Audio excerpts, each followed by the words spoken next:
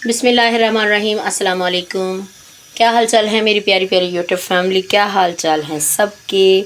2 मरतबा मैं हाल चाल पूछ रही हूँ, तो मुझे आप सब बताइए कि आप सब कैसे हैं। और आजकल समर जो है वो कैसा गुज़र रहा है सबका।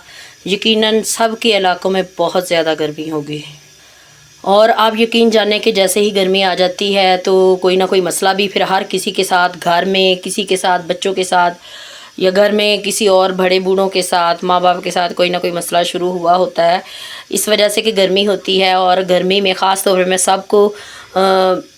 सबको नसीहत करूँगी एज़ ए बहन के तौर पे कि सब अपनी अपनी सेहत का ख्याल रखें। गर्मी बहुत ज़्यादा है और खाना पीना जो है परहेज़ के साथ खाएं।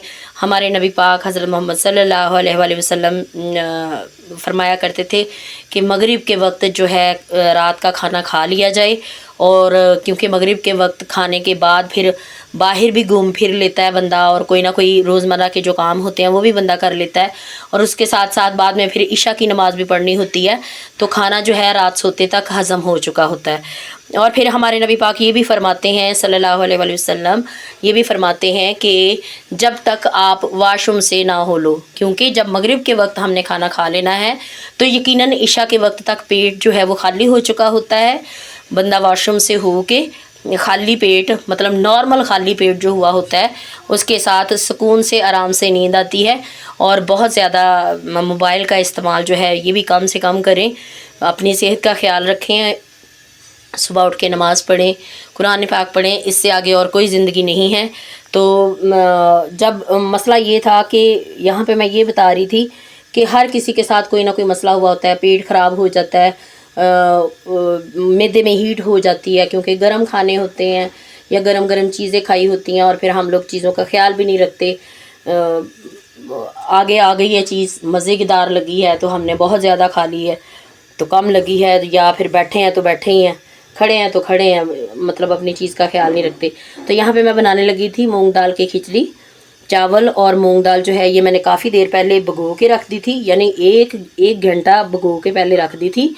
अभी मैं इसके अंदर नमक ऐड कर रही हूँ, चूल्हे के ऊपर मैंने चढ़ा दी है। 1 कप चावल थे, और हाफ़ कप जो था, छोटा हाफ़ कप जो था वो मूंग दाल का था। तो यहाँ पे थोड़ा सा मैं घी डालूँगी, 1 चम्मच तक घी डालूँगी, वो भी इस वजह से कि चावल जो हैं ये आपस में जुड़े ना। और ये मैं खिचड़ी इस तरह की बनाऊँगी जिसके मैदे में दर्द होती है, मैदे में मसला होता है, उनके लिए ख़ास तौर पे मैं ये खिचड़ी बनाने लगी हूँ। तो यकीनन आपको पसंद आएगी, और मेरी इस रेसिपी को आप पूरा फॉलो कीजिएगा। और जिस तरीके से मैं खिचड़ी बनाऊँगी आप भी इसी तरीके से खिचड़ी बना सकते हैं। वैसे तो हर खाना हर तरीके से हर बंदा, हर औरत बना सकती है आजकल के तरक्की याफ्ता दौर में, मगर ये जो खिचड़ी मैं बनाऊंगी ये इस तरीके की खिचड़ी बनाऊंगी कि ये बहुत ही नरम होगी, बहुत ही नरम लिक्विड टाइप खिचड़ी मैं बनाऊंगी। पानी की क्वांटिटी जो है वो आप ज़्यादा डालिएगा और उसे पकने दीजिए आहिस्ता आहिस्ता। तो इसे हम देते हैं अब डाँप, आँच को दरमियाना कर देते हैं भाई। अभी ये देखें भाई, खिचड़ी हमारी जो है वो रेडी हो रही है। तो पानी इसके अंदर कम था, पानी थोड़ा सा मैंने और ऐड किया है क्योंकि मैं थोड़ी सी नरम बनाना चाहती हूँ। क्योंकि वैसे तो चावल ऐसे बन ही जाते हैं, ऐसे चावल तो हर कोई खाता है, मगर ये बीमार के लिए बनानी है भाई, जिसके पेट में दर्द होती है, तो उसको हमने इस तरह के चावल तो देने नहीं है। इसमें मुझे नमक भी कम लग रहा था, तो मैं नमक भी इसके अंदर ऐड करूँगी।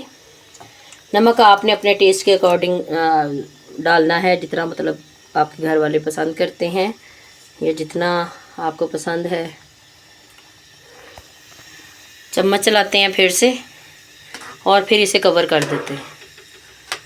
माशाल्लाह ये देखें कितनी ज़बरदस्त मूंग दाल खिचड़ी बनेगी।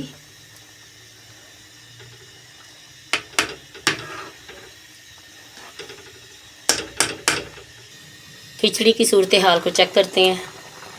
बिस्मिल्लाहिर्रहमानिर्रहीम। माशाल्लाह भाई, ये ढक्कन के ऊपर जो पानी है वो भी इसके ऊपर ही डाल दिया करें, इसके अंदर ही। बिस्मिल्लाह बिस्मिल्लाह। माशाल्लाह, क्योंकि ये चावलों को तोड़ना था। ये तो बेहतरीन खिचड़ी बनती है, अगर टोटा चावल भी आप ले लें ना उसके साथ भी बेहतरीन खिचड़ी बनती है। नरम खिचड़ी बनानी है मैदे के लिए। ये सबसे बेस्ट खिचड़ी है मैदे के लिए। छिलके वाली दाल होती है मूंग की, उसके साथ भी वो भी खिचड़ी बनाते हैं, और ऐसे मूंग दाल खिचड़ी ऐसे भी बनाते हैं। ऐसे इस दौरान आप नमक चेक कर सकते हैं भाई।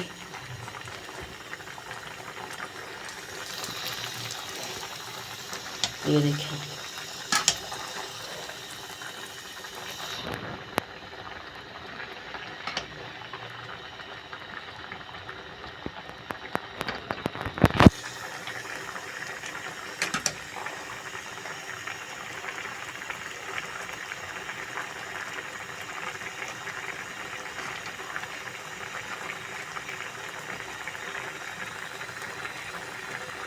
ये देखिए भाई, बेसिकली खिचड़ी जो है इस तरीके से होती है, ऐसे, यानी पिए भी और खाएं भी।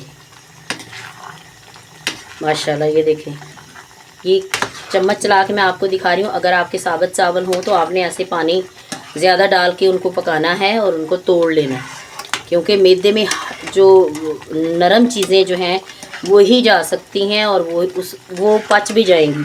और अगर आप इस तरह खले खले चावल जैसे खिले खिले हुए होते हैं ऐसे खिलाएंगे जैसे आम रूटीन में हम लोग बना के खाते हैं, तो वो उस मैदे वाले की सेहत के लिए बिल्कुल भी ठीक नहीं रहेगा।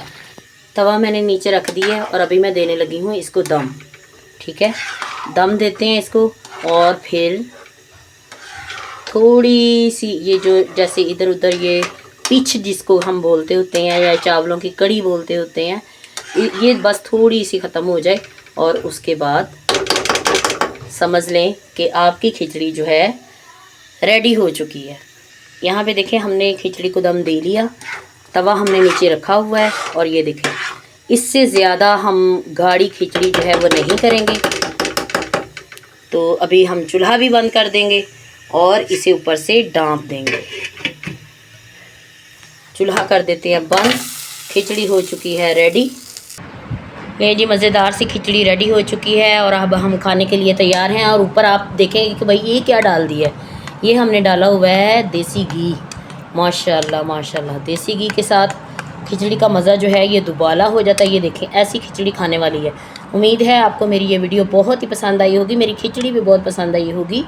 तो मेरे चैनल को कर दीजिएगा सब्सक्राइब, लाइक और शेयर, और प्यारे प्यारे से कमेंट्स भी करके बताइएगा। और दुआओं में याद रखिएगा, ये मैं खाने लगी हूँ खिचड़ी, ये मेरे मुंह के अंदर जाने लगी। ज़बरदस्त। दुआ में याद रखिएगा। अल्लाह हाफिज़।